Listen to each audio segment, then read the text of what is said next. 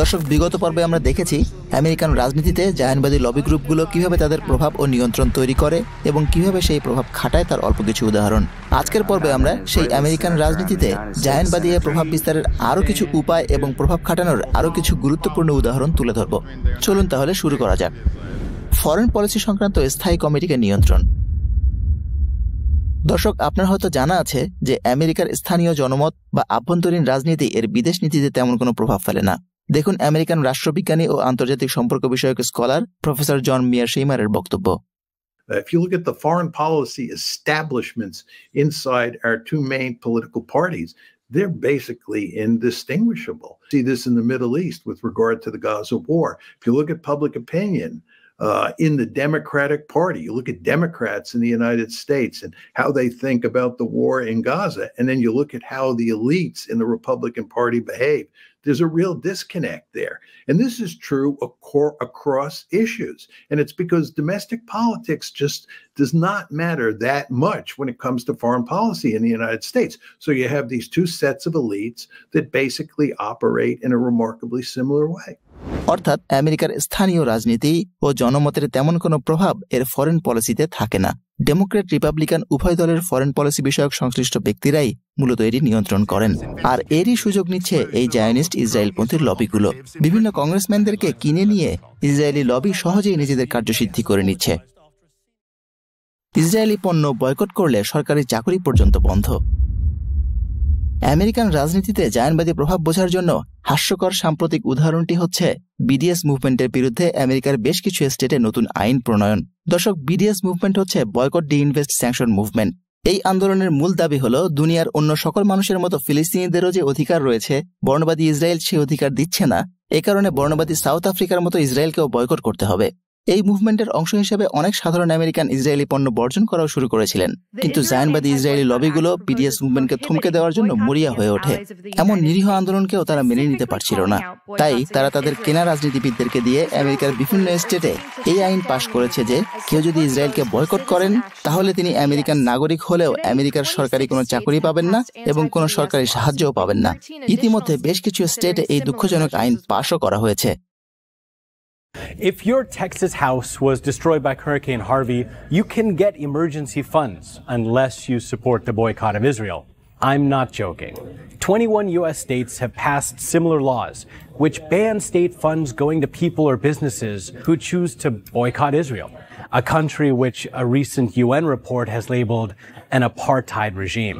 And now survivors in Dixon, Texas, filing for emergency funds have to sign a contract stating the applicant does not boycott Israel and will not boycott Israel during the term of this agreement. The state government is plainly telling its citizens that either they get to keep their right to boycott or they can get help rebuilding their homes. What kind of choice is that? অর্থাৎ আমেরিকার গণতন্ত্র, বাকস্বাধীনতা, সাংবিধানিক অধিকার সবই এখন বাদ। সেখানে রাষ্ট্রীয় কোনো সাহায্য পেতে হলে আপনাকে ইসরায়েলি পণ্য কিনতেই হবে। আপনি যদি ইসরায়েলি পণ্য না কেনেন তাহলে আমেরিকান নাগরিক হলেও আপনি আমেরিকান সংবিধানে দেওয়া অধিকারগুলো পর্যন্ত পাবেন না। দর্শক, একবার ভাবুন তাহলে আমেরিকার আইন ও রাজনীতিতে এই জায়নিস্ট ইসরায়েল লবিগুলোর প্রভাব কোন পর্যায়ে পৌঁছেছে। ইসরায়েলি লবি মার্কিন কংগ্রেসকে অনেকটাই নিয়ন্ত্রণ করে। 118তম বর্তমান আমেরিকান কংগ্রেসে 10 জন অর্থাৎ 10% সিনেটরই ইহুদি। আবার পুরো কংগ্রেসের প্রায় 6.2% কংগ্রেসম্যানই ইহুদি। অথচ জনসংখ্যার অনুপাতে ইহুদিরা আমেরিকার মোট জনসংখ্যার মাত্র 2%। আর এই ইহুদি ধর্মাবলম্বীরা অধিকাংশই যে ইসরায়েলকে সমর্থন করবে সেটি তো আর বলার অপেক্ষা রাখে না। ইহুদি ধর্মাবলম্বী ছাড়াও বাকি হাউস মেম্বার ও সিনেটরদের অনেককে এই প্যাক নির্বাচনী প্রচারে অর্থ এবং অন্যান্যভাবে সাহায্য করে নিজেদের পক্ষে নিয়ে রাখে, যা আমরা আগের পর্বে বিস্তারিত আলোচনা করেছি। তারাও জায়ানবাদী ইসরায়েলের পক্ষে কাজ করেন। এ সংক্রান্ত আরেকটি উদাহরণ দিলে বিষয়টি আরও স্পষ্ট হবে। আমেরিকা থেকে প্রতি বছর $3.8 বিলিয়ন সাহায্য যায় ইসরায়েলে, কিন্তু এই বিপুল অর্থ ব্যয়ের ক্ষেত্রে ইসরায়েলের কোনো জবাবদিহিতা করতে হতো না। তাই এই অর্থের বড় একটি অংশ জায়ানবাদী ইসরায়েল ওয়েস্ট ব্যাংকে সেটেলমেন্ট বাড়াতে ব্যবহার করত। সম্প্রতি কিছু ডেমোক্রেট সিনেটর এর বিপরীতে একটি বিল উপস্থাপন করেন যেন ইসরায়েলকে জবাবদিহি করানো যায় এবং আমেরিকান শর্ত না মানলে যেন অনুদান আটকে দেওয়া হয়। দর্শক, জেনে আশ্চর্য হবেন এই যুক্তিসঙ্গত প্রস্তাব উপস্থাপনের জাস্ট এক সপ্তাহের মধ্যে 300 জনেরও বেশি কংগ্রেসম্যান মিলে ওয়াশিংটনকে চিঠি দেয় যেন ইসরায়েলকে সহায়তা অব্যাহত রাখা হয় এবং কোনো শর্ত জুড়ে না দেওয়া হয় বা পরিমাণ কমানো না হয়। চিন্তা করে দেখুন ইসরায়েলি লবির দৌরাত্ম্য। টাকা যা দেওয়া হবে সেটি নিয়েও যেন ইসরায়েলকে কোনো জবাবদিহি করতে না হয় তাও তারা নিশ্চিত করে নিচ্ছে। আর এটি তারা করছে নিজেদের ঝুলিতে থাকা কংগ্রেসম্যানদের মাধ্যমে। দর্শক, এবার আপনিই বলুন, কংগ্রেস কি আসলে আমেরিকানদের স্বার্থে আমেরিকানদের দ্বারা পরিচালিত হচ্ছে নাকি ইসরায়েল দ্বারা পরিচালিত হচ্ছে? আপনি চিন্তায় পড়ে যেতে পারেন, এমনটা কি আদৌ সম্ভব? আমেরিকার মতো একটি দেশ। ভাবতে পারেন আমরা হয়তো ভুল বলছি। কোনো চিন্তা নেই, দেখুন খোদ ex US army colonel Douglas Macgregor এই ব্যাপারে কি বলছেন। এরপর আপনি নিজেই সিদ্ধান্ত নিন। The Israelis under Sharon made an incursion into Gaza, and they were bulldozing some houses. Well, the Israeli generals at the time urged Sharon not to do that, said this isn't going to help our case. Well, not long thereafter, you had George W. Bush on the phone and said, look, Ariel, this is unacceptable. You got to get out of there.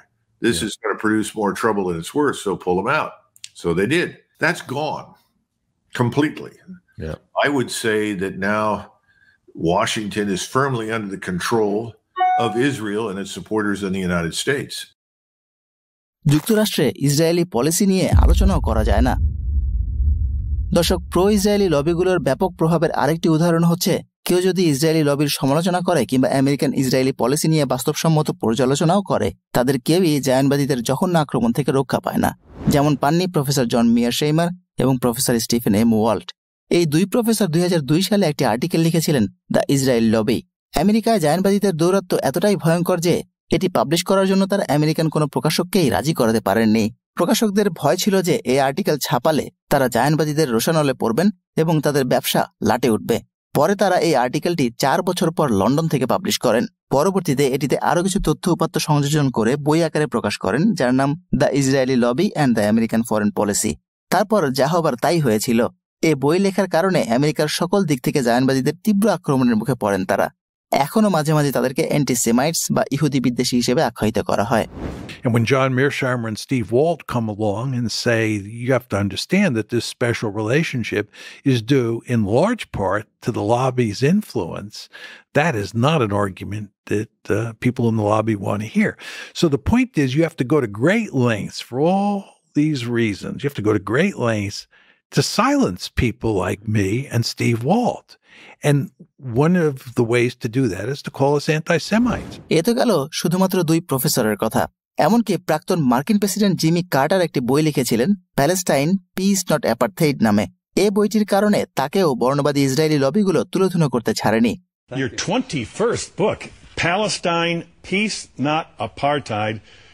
And last Sunday, you told the Louisville Journal, I would say that in many ways the treatment of the Palestinians by the Israeli occupying forces is as onerous, and in some cases more onerous, as the treatment of black people in South Africa by the apartheid government. Those are very strong words. They're exactly accurate.